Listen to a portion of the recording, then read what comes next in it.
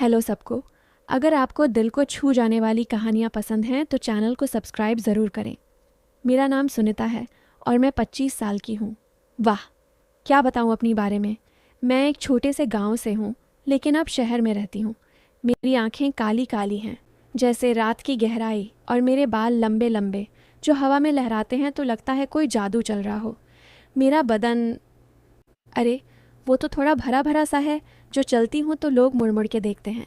कमर पतली, लेकिन वो जगहें जहाँ नज़रें ठहरती हैं वो थोड़ी उभरी हुई। हाँ, मैं जानती हूँ लड़कियाँ ऐसी बातें नहीं कहती, लेकिन क्या करूँ, मैं वैसी ही हूँ। थोड़ी शरारती, थोड़ी बोल्ड। अब ये कहानी मेरी है, मेरे मालिक और मेरी। सुनो ध्यान से, क्योंकि इसमें मज़ा है। वो वाला मज़ा जो दिल को छू लेता है और कभी कभी बदन को भी गुदगुदाता है। तो शुरू करते हैं। मैं गांव से शहर आई थी काम की तलाश में।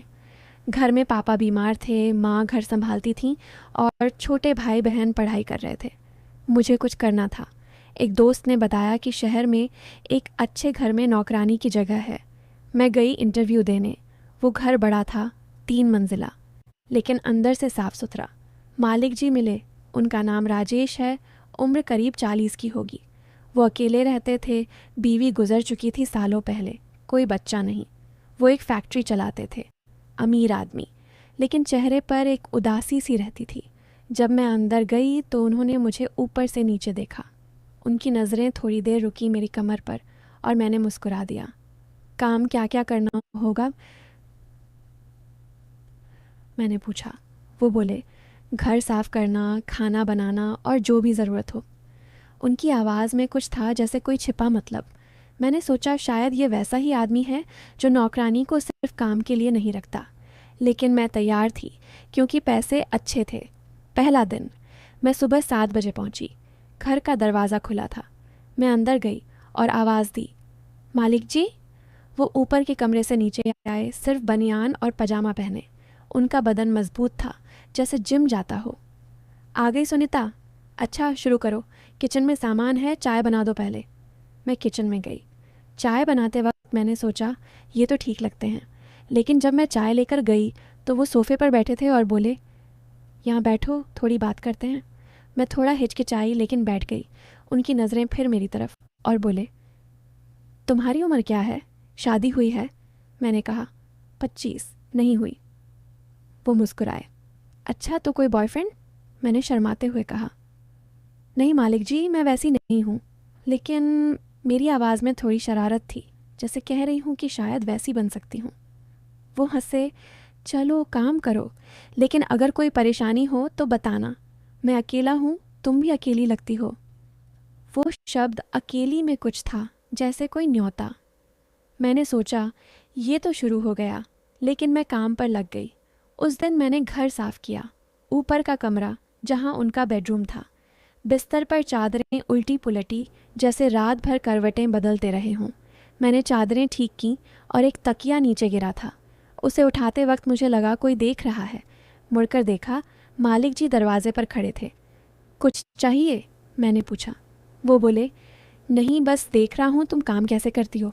तुम्हारी चाल में कुछ है, जैसे कोई नाच रही हो। मैंने हंस दिया। मालिक जी आप भी ना। मैं तो बस काम कर रही हूँ, लेकिन अंदर से सोच रही थी ये फ्लर्ट कर रहे हैं, क्या पता कब हाथ बढ़ा दे। लेकिन वो चले गए। मैंने काम ख़त्म किया, खाना बनाया, नींद ताज़ी की। दाल, चावल, सब्ज़ी। शाम को जब मैं जाने लगी तो बोले, कल जल्दी आना, और अगर रात को रुकना पड़े कभी तो कमरा है नीचे।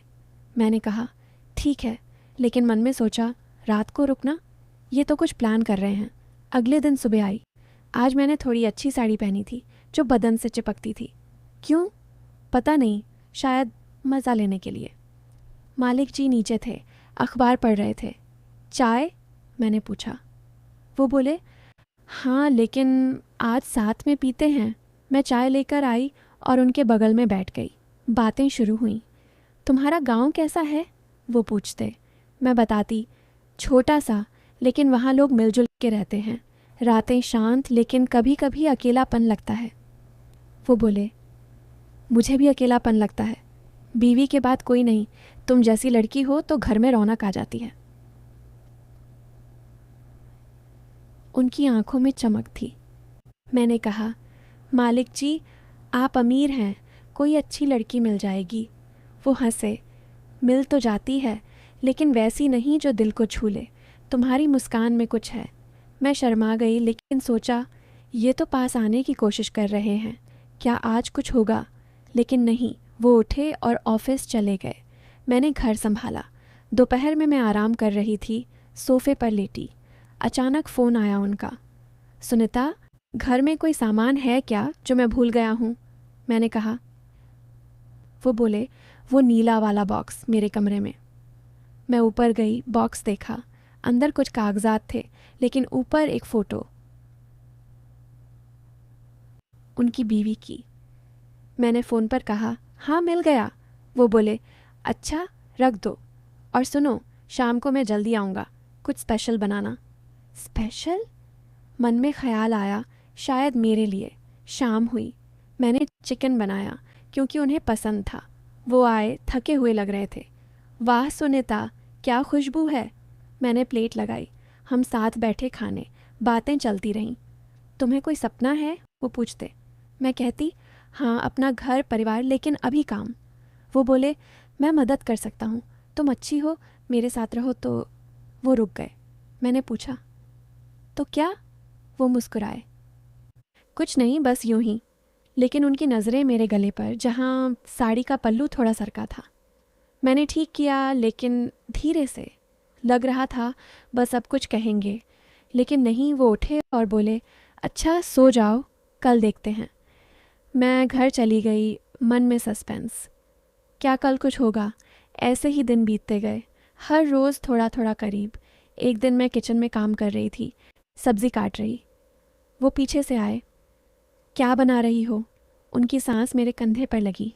मैं मुड़ी, हमारी नज़रें मिलीं। रोटी सब्ज़ी नहीं, मैंने कहा। वो बोले, तुम्हारी उंगलियां कितनी नरम हैं। मैंने हंस दिया। मालिक जी, आप भी ना। लेकिन अंदर से गुदगुदी हो रही थी। क्या वो छू लेंगे? लेकिन नहीं, वो चले गए। दूसरे दिन मैं उनके कमरे में साफ़ कर रही थी। अलमारी खोली तो अंदर कुछ किताबें। एक किताब गिर गई, खुली। अंदर रोमांटिक स्टोरी। मैं पढ़ने लगी थोड़ी देर। वो आए, क्या पढ़ रही हो? मैं शर्मा गई। सॉरी। वो बोले, पढ़ो, अच्छी है। इसमें एक लड़की और उसका बॉस। वो रुक गए, लेकिन फिर काम पर लग गए। धीरे धीरे हमारी बातें गहरी होने लगीं। एक शाम वो घर आए, उदास। क्या हुआ? मैंने पूछा। वो बोले, फैक्ट्री में प्रॉब्लम। मैंने उनके कंधे पर हाथ रखा। चिंता मत करो। उनका हाथ मेरे हाथ पर आया। पल भर के लिए लगा अब कुछ, लेकिन वो बोले, थैंक यू सुनीता, तुम मेरी दोस्त हो। दिस थे या ज़्यादा? सस्पेंस बढ़ता गया। मैं भी कभी कभी शरारत करती, जैसे एक दिन मैंने साड़ी का ब्लाउज़ थोड़ा टाइट पहना। वो देखते रहे। कुछ कहो, मैंने कहा।